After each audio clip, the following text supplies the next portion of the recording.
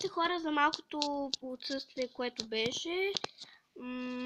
Нещо стана, нали, когато вече времето е достигнато до това време, което трябва, то самият клип спира.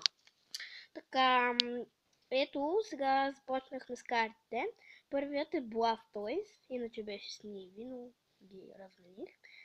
Това е Water Turtle, който е 80 точки, Blastoise е 130. Искам и Mega Blastoise, не знам откъде си го купа. Ако вие знаете откъде да си купите карти на Мегата, нали, на X and Y and Z, може да ми кажете долу в коментарите, това ще е много хубаво за мен. Ето и Gusquirtle, който е 60 точки.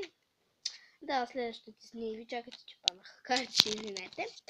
Следващите с Ниви... всичко се развали. Да. Ето го и с Ниви. Не може да се види. Ето я и Зорлак. Много е странно. И Зорла. Следващият е Клефари. Нали? Креселия, да го бърках.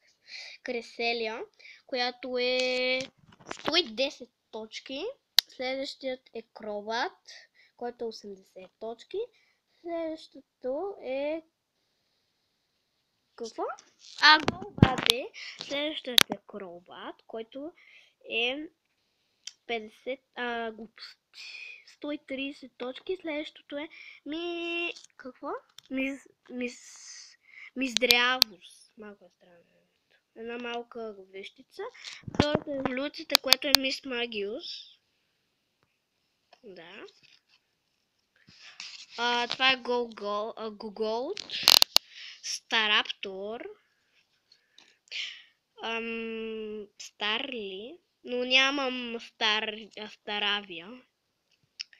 Ето и Гуистарми. Кирля. Нямам еволюцията.